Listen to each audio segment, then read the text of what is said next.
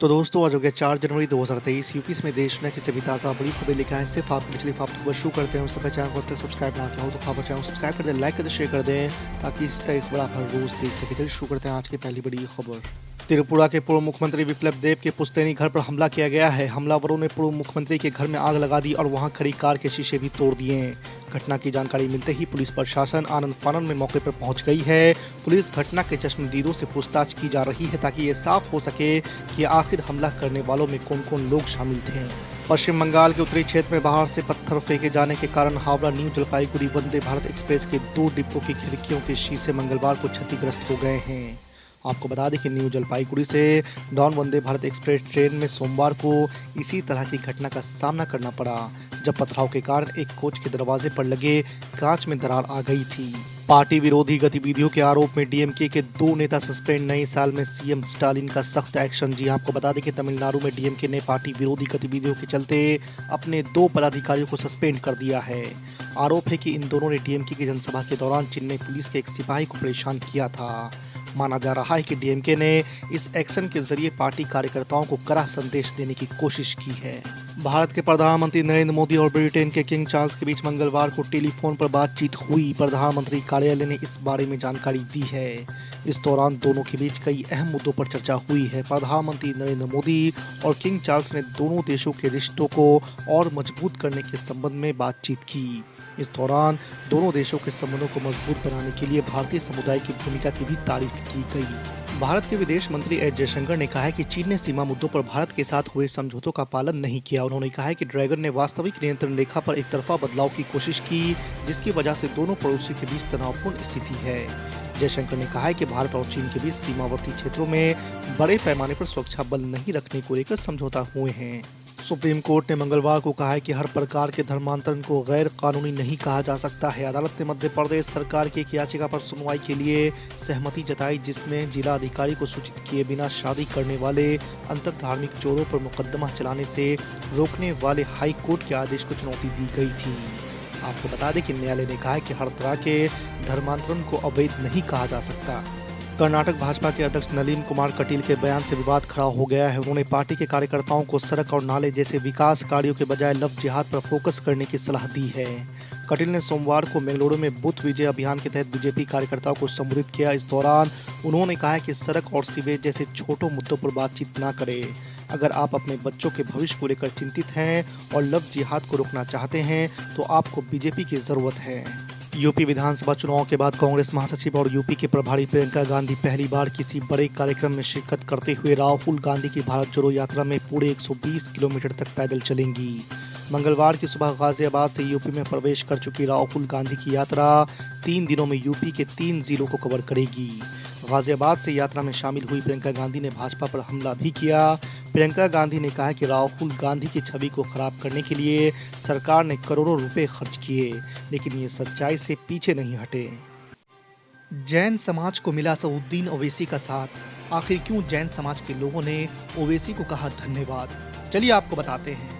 दरअसल आपको बता दें कि आज जैन समाज के कुछ जिम्मेदार लोगों ने एमआईएम पार्टी मुख्यालय दारुस्सलाम में असदुद्दीन ओवैसी से मुलाकात की। आपको बता दें कि झारखंड में जैन तीर्थ स्थल श्री समेश शिखर जी को पर्यटन स्थल में बदलने के फैसले की मुखालफत करने के लिए असदुद्दीन ओवैसी का शुक्रिया अदा किया गया। आपको बता दें कि झारखंड के गिरिडीह जिले में जैन समाज के तीर्थ स्थल समेश शिखर को पर्यटन स्थल बनाए जाने के विरोध में लगातार प्रदर्शन हो रहे हैं। इस पर ऑल इंडिया मजलिस इत्तेहादुल मुस्लिमीन के प्रमुख और हैदराबाद के सांसद असदुद्दीन ओवैसी ने भी अपनी प्रतिक्रिया दी है। असदुद्दीन ओवैसी ने ट्वीट किया है कि हम इस जैन समुदाय के विरोध का समर्थन करते हैं और झारखंड सरकार को इस फैसले को रद्द करना चाहिए। नए साल की शुरुआत के साथ ही भाजपा के लिए नई सियासी चुनौतियां भी सामने आ गई है। गुजरात और हिमाचल विधानसभा चुनाव में एक राज्य खोकर साल का अंत देखने वाली भाजपा को पहली चुनावी जंग कर्नाटक में लड़नी होगी। यहाँ मई में चुनाव होने वाले हैं और इसके बाद मध्य प्रदेश, राजस्थान और छत्तीसगढ़ के चुनाव नवंबर में होंगे। तेलंगाना में कांग्रेस ने अपना 55 साल पुराना सपना पूरा किया है। हैदराबाद में असदुद्दीन ओवैसी का घर माने जाने वाले चार मीनार इलाके में तेलंगाना प्रदेश कांग्रेस कमेटी ने पहली बार अपना दफ्तर खोला है।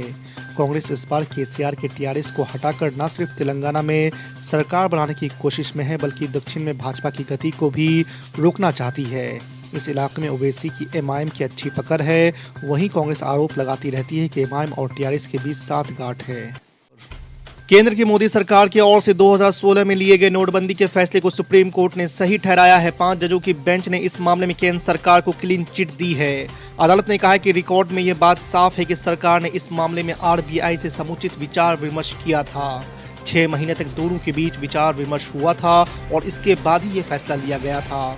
ऐसे में सरकार के इस फैसले को सही माना जाता है। आपको बता दें कि नोटबंदी के खिलाफ दायर याचिकाओं में कहा गया था कि इससे अर्थव्यवस्था पर असर हुआ और तमाम लोगों को इससे परेशानी उठानी पड़ी थी। शिवसेना नेता संजय राउत भी राहुल गांधी की तारीफ करने वाले नेताओं में शुमार हो गए हैं। उन्होंने भारत जोड़ो यात्रा की जमकर तारीफ की है, साथ ही यात्रा की सफलता की कामना भी की है। आपको बता दें कि हाल ही में बिहार के मुख्यमंत्री नीतीश कुमार ने भी राहुल गांधी की तारीफ की थी और उन्हें 2024 में प्रधानमंत्री उम्मीदवार भी बताया था। नए साल की शुरुआत के साथ ही उत्तर पश्चिम भारत के बड़े हिस्से में शीतलहर की स्थिति लौट आई है और मौसम विभाग ने अगले 3 दिनों में उत्तराखंड, पंजाब, हरियाणा और उत्तर प्रदेश में घने कोहरे का अनुमान जताया है। मौसम विभाग ने कहा है कि उत्तराखंड, पंजाब, हरियाणा, चंडीगढ़, उत्तर प्रदेश और पश्चिमी मध्य प्रदेश के अलग अलग हिस्सों में अगले 2 दिनों में ठंड की स्थिति का अनुभव होने की संभावना है। नए साल के पहले ही दिन महंगाई ने एक और झटका दिया है। कमर्शियल सिलेंडर 25 रुपए महंगा हो गया है।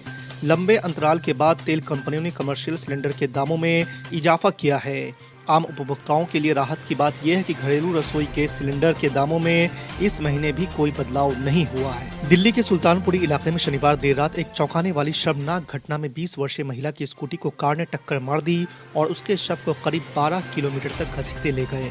पुलिस ने कार सवार 5 लोगों को गिरफ्तार कर लिया है। घटना के वक्त सभी आरोपी नए साल की पार्टी मनाकर वापस लौट रहे थे। आपको बता दें कि दिल्ली के उपराज्यपाल और मुख्यमंत्री अरविंद केजरीवाल ने इस घटना पर दुख जताते हुए इसे अमानवीय अपराध करार दिया है। केंद्र सरकार के दिशा निर्देश के तहत 1 जनवरी से 7 देशों से आने वाले यात्रियों को अपनी RT-PCR नेगेटिव रिपोर्ट दिखानी होगी।